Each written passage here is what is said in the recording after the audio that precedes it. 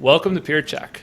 I'm your host, Adam Keating. And today on this episode, we're going to talk about practical ways that engineering teams can get buy-in for adopting digital tools to make meaningful change in weeks instead of years.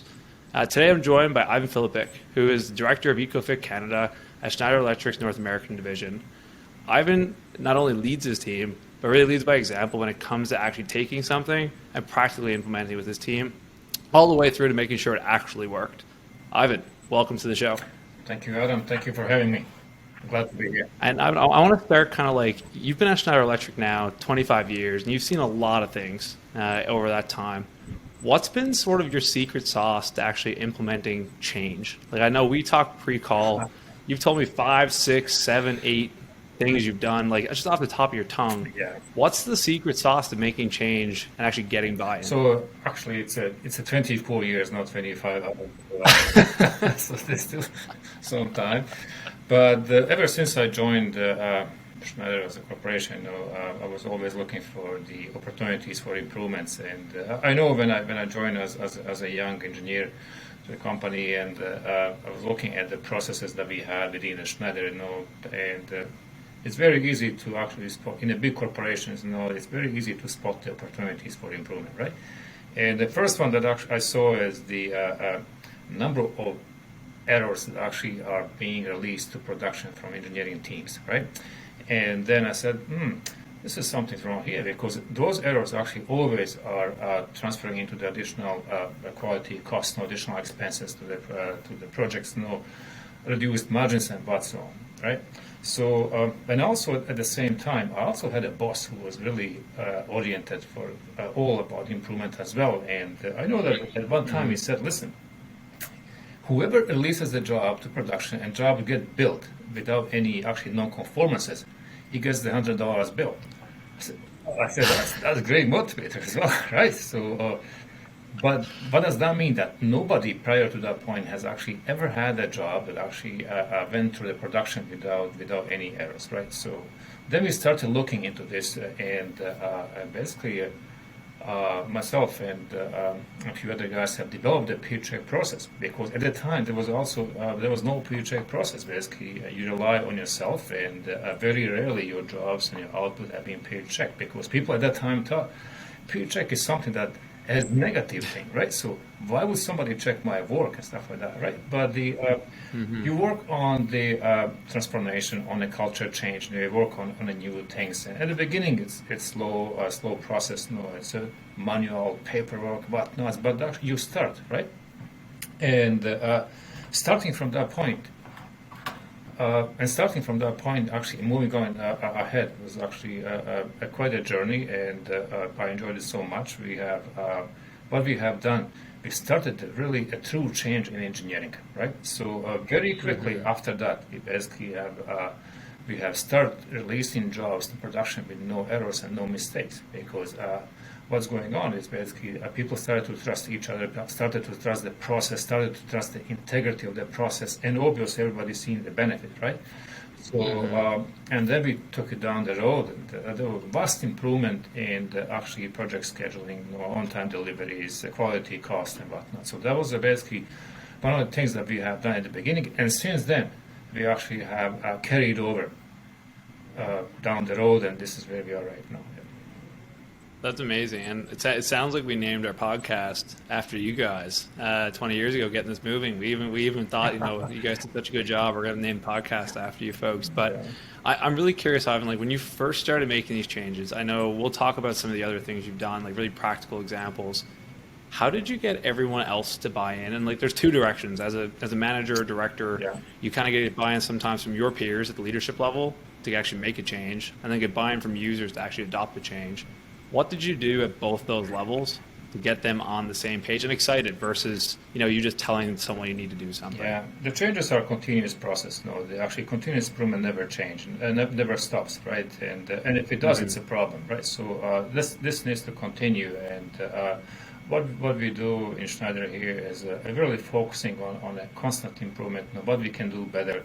And as such, we have really adopted the agile methodology within our process. Now we have we are focusing on the how do we do things better, and we're obviously focusing on a growth year versus over year, and how do we get that done.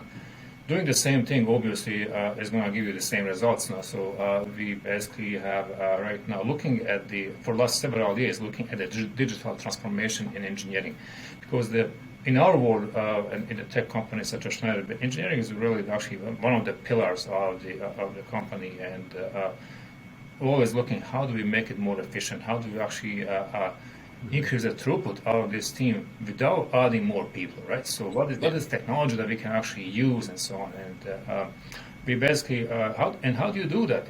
First of all, I think you need to get your own stakeholders on board, right? Bringing a new software and a tool in a company of this size is not easy thing, right? So you need to go through a number of steps, basically qualifications and whatnot, but you get it done, right? So you need to basically explain what are you bringing in, get a key stakeholder on board, show the benefits of actually new process, new tools versus old. Have it easy to understand, right? So get it at actually the key stakeholder level, and then get it at the users level as well. So get the experts in place, show how the thing works, do a few pilot projects, and get it done, right? So that's how we've been doing for the last several years, and we do have a number of successful projects in place already, having such an approach. That's awesome. And one of the things that you said that I think is really important, and I think a lot of companies don't do, we talk about digital transformation sort of at the highest level, and that's like sort of our long overarching mission, but it's kind of general. But when you guys do your projects, like it sounds like you've almost assembled like a little bit of a team. Like there's sort of a champion and an owner. There's an executive, sort of sponsor, like maybe that's yourself, and then you've got sort of a partner who makes sure this works. Is this actually built into Schneider Electric's culture and almost even like how you guys do team planning, that XYZ person takes on so many initiatives over the course of this time? Like, is that something that's actually built right in? Absolutely. So the teamwork is important, and the team roles are obviously very important. So having somebody to actually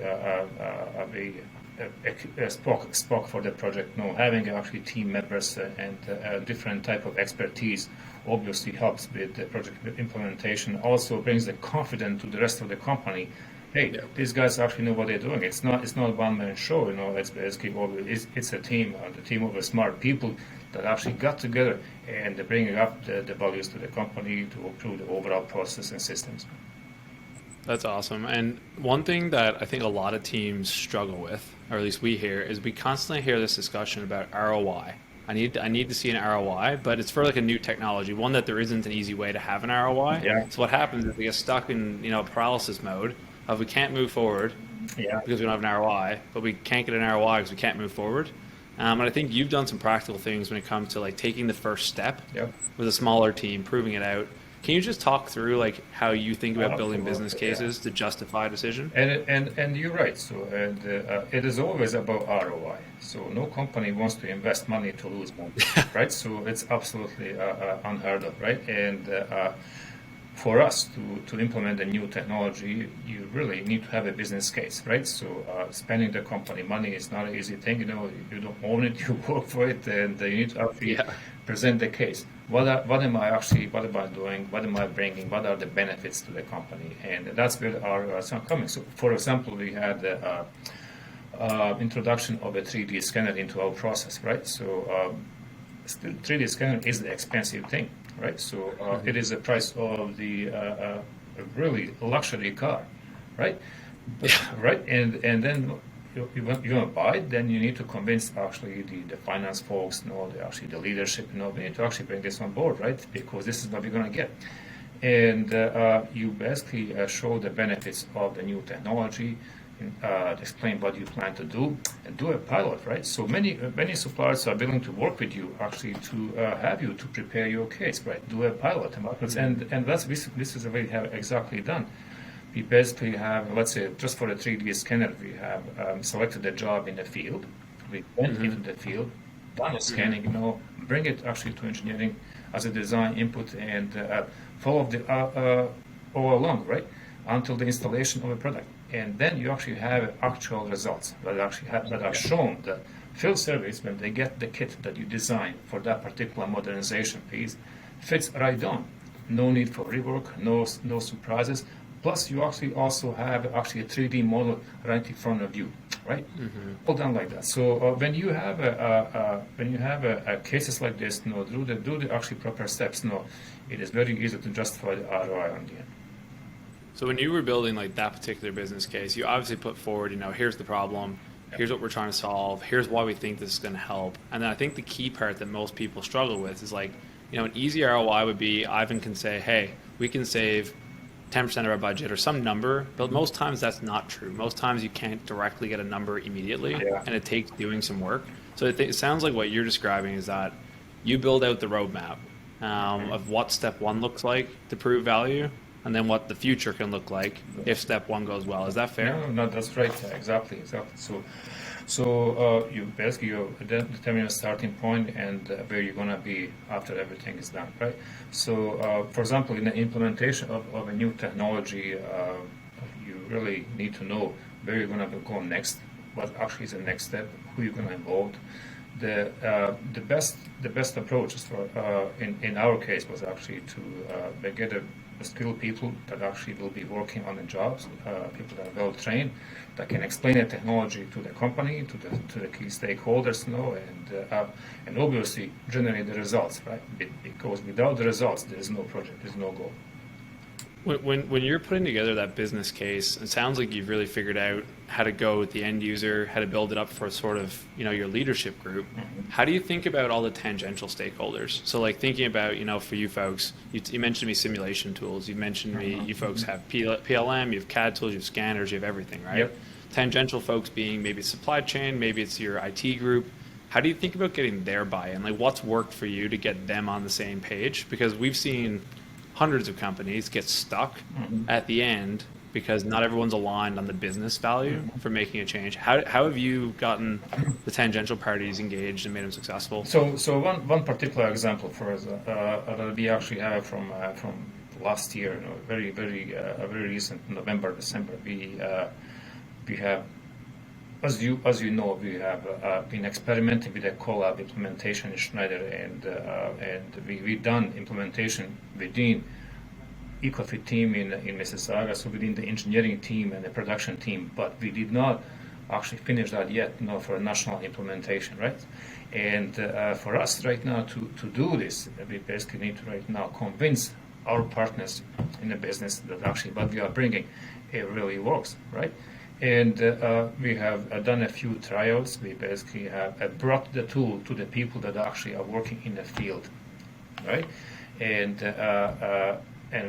the feedback that I have received from those users is actually that they never see anything like it. That basically they were able first time while working on a complex project to actually look at a 3D model, spin it the way it is, identify the part that goes there, stuff like that. And when you do something like that, these guys are sold. I said, it's really good. We go from there, right? So, and you do this the next time. I think you have a case for the next step. So sounds like it's kind of like a similar process, and like it sounds like you guys have obviously done this a few times over. Do you think like Schneider in particular has like almost a roadmap for technology adoption? Because most companies that we run into don't quite know how to buy something. They don't know how to buy. Like they'll know how to buy a part if they're a manufacturer. They'll know how to buy an on-premise solution, but they're not used to buying a 3D scanner. They're not used to buying cloud software. Is there like a path you folks have built for doing this? Because it sounds like a pretty prescriptive thing you're doing. No, for us it's about the new technology. It's first of all, I think the people that work for us here, that they want a new technology, right? It's 21st century. Cultural. 21st century, young folks, young talents. If you actually want to attract them to work in this, they need to actually. They like to see new stuff happening. Nobody would like to right now to work with the 34 years old stuff, right? So in order for us to actually really think about the future of the company, right? Think about actually the future talents that actually you're engaging and bringing on board. You have to actually also have a 21st century technology in place. So what are we actually, our goal in the Schneider is actually to have the latest and greatest tech for our people and essentially for our customers as well. So yes, of course, there is a roadmap, and we always constantly are bringing new tech in place, right? So and particularly in the field services, basically, which are at the forefront of innovations when it comes to this. As I mentioned before, the 3D scan, I mentioned Collab, I mentioned actually all kind of different simulations, seismic simulation. This is something that is happening, but within the company, but in the field services on a much quicker basis, because we actually our projects are a lot quicker than actually many others that we actually do.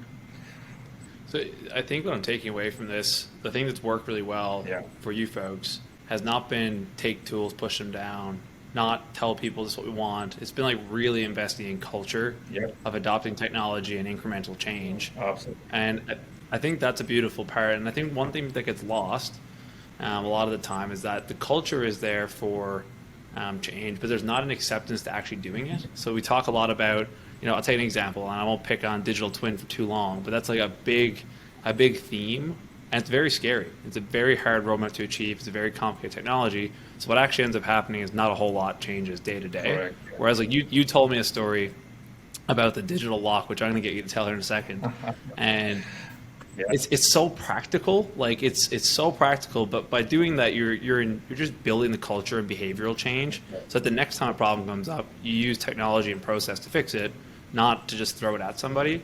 But just tell me a little bit about the digital lock. It was so practical. It's such a special use case. But the initial thought was, how do we smartly use tech to actually go through and just what happened there? No, it came. The issue arose after we purchased the 3D scanner, right? So a lot of money sunk into it, and now the scanner needs to actually travel across the country, right? So you got everything. You got a Pelican, a case, and all that kind of stuff, But then you need to have a lock, and how do you send the key?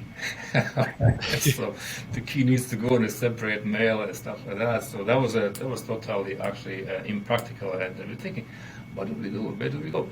And this came from a different part of our organization. Basically, hey, look at this stuff, right? And then we actually, the first time we got introduced to a company called Sera4, and we started actually looking at the offer, and one of that actually was a digital lock operated by the Bluetooth.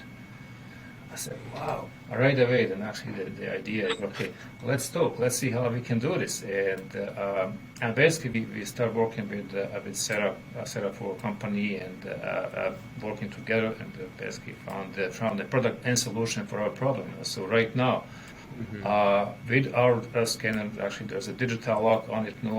Goes wherever it goes, we control the actually access to the lock. We give it access to administrative controls and whatnot. It is something that you don't think about, because a lot of people actually don't think there's a lock with the Bluetooth. You don't need a key for it. And but start digging, start actually engaging other people who actually the ideas are there. You just actually need to listen, need to open your eyes and look for it, right? So. Are you like, these things are obviously like that story stuck with me. We were chatting before and walking through it, but like it sounds so forward looking now, and a lot of the things are practical, which I really like. Are you seeing the younger generation actually excited by that? Because like I know, thinking for myself, like part of what was tricky when I first worked in industry was that a lot of the tools were 20 years old. There wasn't a whole lot of appetite for change.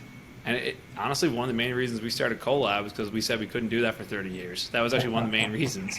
But what's been the reception of sort of that younger generation coming in, and do you see them kind of grabbing onto some of these initiatives and helping drive that change in the company? So let me tell you, I think that actually there's a very wide acceptance of the new technologies, new ways of doing things, more practical ways. Everybody today see there's actually a better way of doing it, right? So, for example, I just want to give you this one. Basically, once we implemented Collab in EcoFit, we basically start sharing the 3D models with the guys in a shop, right?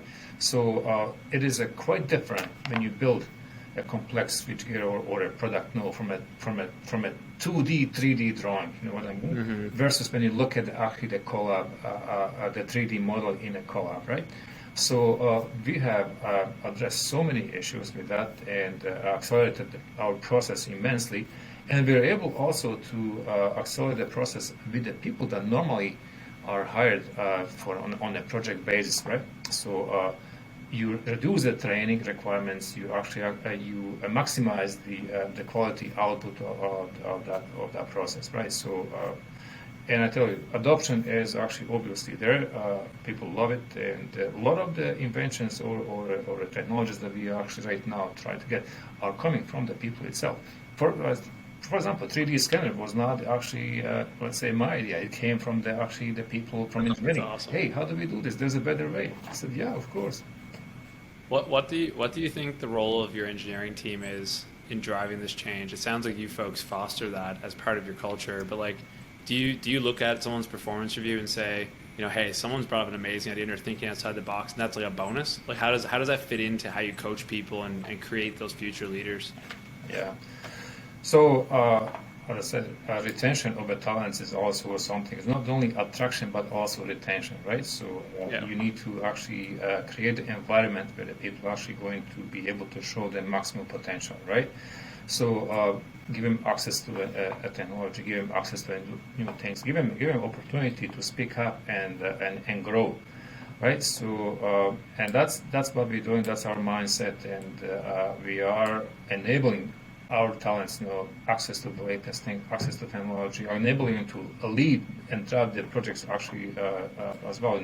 So this all obviously actually comes with the pride when it's all done. And I can easily say that actually our retention rate is actually high, and it's high, I would say, because we enable our teams, our engineers, our technical people to actually really show the true value, work on the latest things, projects that actually improve the processes and also their own skills as well, right? Well, it sounds like you're listening, right? It sounds like you're listening to your people and the industry, which is it's easier said than done. It's really easy to ignore that when you're put in the face of an on-time delivery, a target, a quota, whatever it might be. It's really easy to put the blinders on and kind of go at that. And what I've taken away from our discussion so far here is that for you, it comes first from culture, investing in culture of accepting new technology and actually leading by example, and then encouraging others to do the same. Putting a practical first step in, whether it's a pilot, proof of concept, but showing how it grows. I'm curious now, like, given where you folks are pretty mature in taking new tech and bringing it out. What are you excited about for the next couple of years? Like, what's on the roadmap for field service? Like, are there cool trends that you're following now? You're like, okay, I need a new digital lock for X. What's on your mind for the next couple of years? So obviously it's continuous improvement, definitely. So where we're going right now from here is we are going through a SAP implementation project itself. So basically bringing up completely new, actually a platform that we didn't have in Schneider, and this is where actually involvement of my team is also essential. So that is a big one, and we are in the midst of the preparation for it. So, but I would say, there's also a lot of smaller projects that we plan to do, and I would say that what's important actually not to get bogged down into a large projects, and the business not able to do anything, because also a quick fix, stuff like that. Quick small projects are very important to actually maintain the momentum in your organization, right? So basically, what we've been talking about just recently, start implementing new text, implement the QR code into our product as well, and basically and with that QR code, will enable customer to basically scan the QR code, get the recent drawings, recent information of the product he's doing right there in front of him without having a need to go and download it anywhere, because it will be all there for them, right? Yeah. So this is actually a new thing for us, that obviously is going to increase the convenience on the customer side, maintenance technicians, customers and whatnots, and the thing that also is going to reduce, obviously, a number of phone calls, number of emails. I mean, look at here. It's nothing actually big, nothing really complex, but such a great benefits out of that. Let me ask you this question to kind of pull this all back through. So that exact example, I totally get why you would do that, and it's something that we're big on at CoLab too. I could see, though, in many other orgs where someone says, hey, I'd like to put QR codes here for this reason. Yeah. And then it goes to someone else who doesn't understand exactly what that use case is. Yeah. And they perceive it as a nice to have. And if their culture is not to adopt technology, which most companies aren't today yet, it then gets shut down. Mm-hmm. What would be your advice to someone who's pitching, that QR scanner or the digital lock as to why it should happen now versus 2 years from now? What would be like if what you've learned? What would you tell that person as like ammunition to go into that battle? Yeah, I think what needs to happen now, because 2 years from now you should be working on something else. Absolutely. So there are things that actually that can be done very quickly. And if you can't do it today, don't leave it for tomorrow. That was a saying that actually my father always told me. If you can do it today, don't leave it for tomorrow. So, that's Yeah. what we normally actually hear. Hey, we can do this right now. It's not a big project. No, let's actually put some energy in it, and we go from there. And usually it works. And you can touch base with me maybe a month from now. I think we're gonna have it in the system. I love that. I love that. We can do it today, don't do it tomorrow. That's amazing. Ivan, I really, really appreciate the time and the thoughts. And I think I was hoping to get one or two good examples, and you've given me 7 or 8. If you were to give one last piece of advice to an engineering leader who's trying to create the same kind of culture, where should they start? Where's the starting point for someone who's coming from a place where maybe it's not as accepted to make change? Where would they start? I think start with the people in the organization. So make sure that you have a talented group of individuals forward-looking, and start working with your team, because the change is not all about one guy. A change is actually as much easier if you actually have a team oriented for a change, and that's probably the best way to start it. Actually, hire the right individual, have the right people, have the right mindset, right culture, and after that, everything's actually become much, much, much more easier to implement. That's awesome. Ivan, thanks so much for joining us today. Really, really appreciate it. Thank you very much. All the best, Adam. Thank you.